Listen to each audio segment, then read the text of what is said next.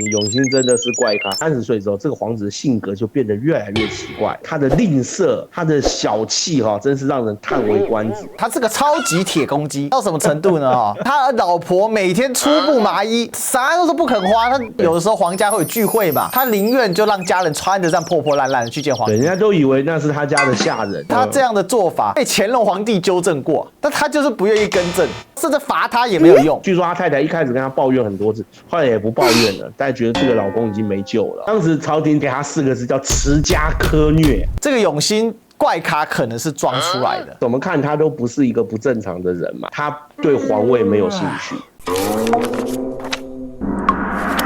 关于乾隆皇到了晚年的时候呢，到底有多苦恼这个继位问题啊？乾隆皇当时他一开始他有继位的太子人选哦，大家可以看我们这张图，端惠太子永琏啊，也就是嫡长子啊，8岁就死了。最喜欢的呢，《还珠格格》里面的永琪，活了25岁就死了。那当时呢，这个仁宗啊，永琰啊，还没有浮上台面哦，他就回首看了一下他周围的一些皇子哦，那有一些确实身体还不错啊，比如说我们今天要聊一聊这位主人公叫永兴哦，身体不错啊，你看他活到几岁啊？他从1752年一直到1823年啊，这个活了至少70岁以上。但是这个人怪咖，第一个，这个人非常会写毛笔字，对，书画能力很强哦。今天还有不少传世的著作，对，他的毛笔字现在的拍卖的价格都还非常高。对，好，可以说是书法家啊，这个一进斋及苍龙。但这个人的个性哦，就非常非常的奇怪。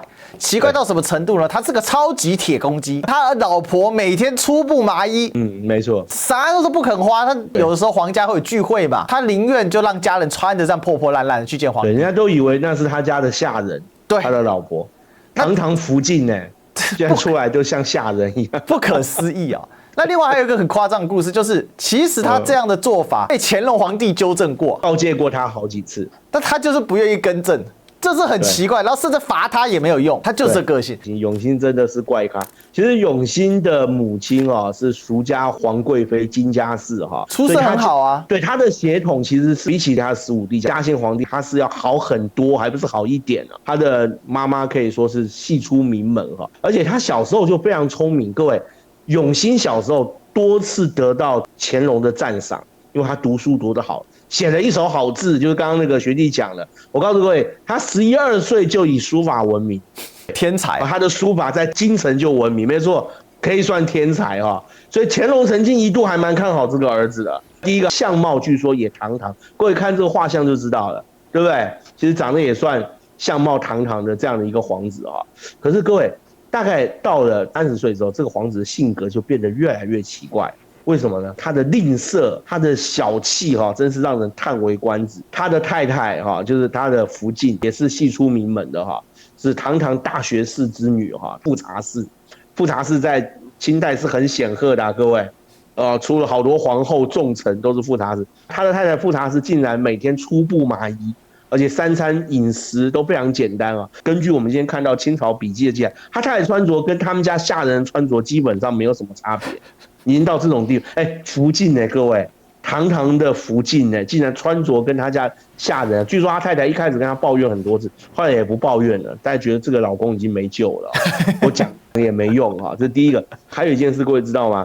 他太太嫁给他的时候带了不少嫁妆他把所有的嫁妆全部收归己有然后完全不准别人碰到这种地步各位，这个不是一个皇子该有的一个行为嘛这个有失体面另外还有一件事情让乾隆知道之后，乾隆竟然都受不了，为了这件事乾隆还特别召见把他给说了一顿。什么事呢？据说他们家养的马死掉了，死掉之后那你就赶快处理嘛，对不对？结果他不是，他下令趁这只马刚刚死，肉还没有腐败，赶快把这只马给屠宰了，把他的肉全部把它刮下来，当天就下锅烹煮然后煮了好几天。这件事情后来传到乾隆耳朵里，他就觉得这太有失体统了，对不对？这个人你是怎么回事而且会生病不能乱吃我听过病死猪肉，没听过病死马肉。对，当时朝廷怎么说给他4个字叫持家苛虐，就是他这个人非常的小气到苛虐的地步。这个乾隆说他天性阴直，就是你这个人的个性太奇怪了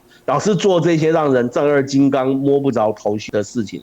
但是说也奇怪我告诉你，他的个性越来越坏，越来越奇怪，他的书法却越写越好。他最喜欢临摹谁的字？各位知道吗？董其昌。当时他也花了不少功夫，收集了很多董其昌的字然后他就用心的临摹模仿，据说写得非常好。我告诉你，这不夸张哦。清朝的书法等于是传家的学问，可以说这样讲。所以清朝绝大部分八旗子弟字都写得很好，因为从小就要练啊。我们现在看得到满清的八旗以及皇族留下来的字迹很多，对不对？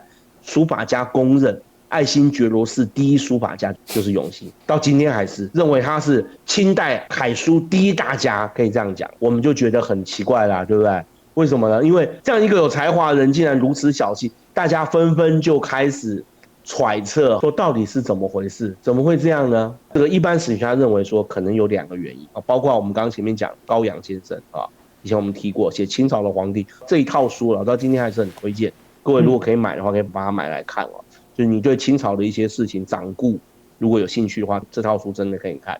高阳先生认为有2个原因，第一个原因就是他是刻意摆烂的，用白话文讲，因为他不想要涉入宫廷的皇位之争，因为其实他也不缺钱嘛，你看他收藏的那些古董字画，你就可以知道了啊。再加上他对政治可能没有兴趣，的确是这样。他的父亲其实也找过他办过一些政事，据说他都意兴阑珊，包括叫他跟着一起到地方去巡查啦，哈。因为乾隆有时候会考察这些皇子，发生什么事，你们觉得该怎么处理？听听他们的意见。据说永兴要不就不讲话，要不然就是答非所问。所以乾隆慢慢对这个儿子很失望啊。小时候觉得这还不错，对不对？读书写字都很好，结果长大之后变成一个怪咖，所以对他就觉得很失望，所以逐渐就放弃他了。据说放弃他之后，他还过得很快乐。不过我可以跟各位讲了，后来我们天理教乱发生之后，永兴是少数几个跟他的侄子就是绵宁一起留下来抵抗的皇族。不过他当时年纪已经大了啦，但是他还是没有撤退，没有慌乱，一起抵抗，一直到暴徒撤退为止啊。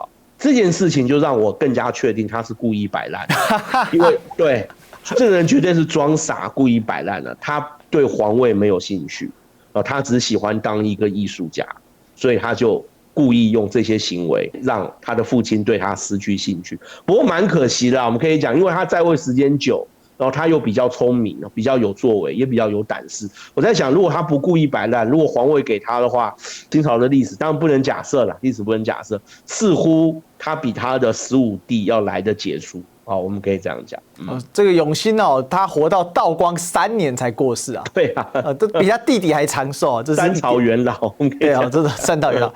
另外，他书法厉害到什么程度呢？就算放诸当时的汉人哦，并驾齐驱。这个所谓的乾隆4大家嘛，翁方刚、刘墉、铁保，还有一个就永兴。所以你可以知道这个人的书法造诣之高啊，真的是厉害啊。那另外呢，他跟乾隆其他的儿子都不一样，身体就是比人家好一点，对，是没什么病痛。这个是一个很奇妙的一个事情。当然，他有一个小故事啊，他其实在嘉庆的时候，曾经一度被任命为军机大臣行走啊。嘉庆其实对他这哥哥也不错啊，把和珅侵占的宅园宅地也封赏了给他。永兴他其实还有一个状况是，因为他太苛刻了嘛，所以呢被他老爸罚俸，大家知道，在清王是有俸禄的。对。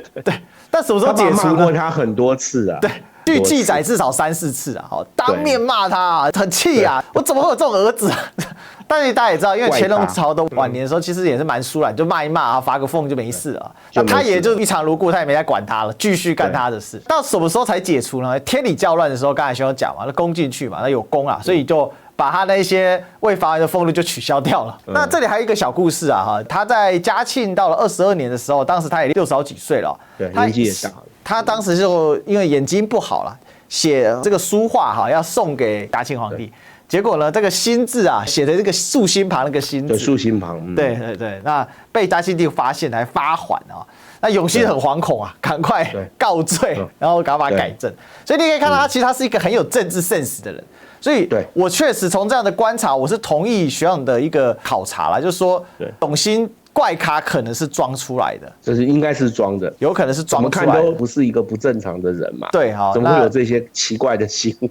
他的苛刻是一种没有逻辑的，就是说他明明皇子俸禄也不错啊，那你苛刻这些要干嘛呢？好，所以我想这个是一个故事。那你这边也可以去呈现说，这个乾隆皇帝啊，活得比较长的皇子就他跟嘉庆啊，没东西可以选啊，一个怪咖，一个庸才，对，宁愿选庸才不能选怪咖。对，好，大概是这样。样子啊。好，那我们历史遗珠档案系列，我们这边最近在推广，我们会针对我们正片里面没办法讲完的部分呢，我们尽量就把它剪成这个小短片，1个礼拜可能会上架一支啊，搭配我们的历史讲堂系列的正片啊，一起来上架，让大家有更完整的故事可以观察啦哈。OK， 那如果喜欢我们这个系列的话呢，也欢迎大家继续的追踪哈。那我们再次谢谢王立本老师。小豪，谢谢学弟，谢谢大家。好，记得按赞、订阅、分享哦。加入会员，拜拜。拜拜。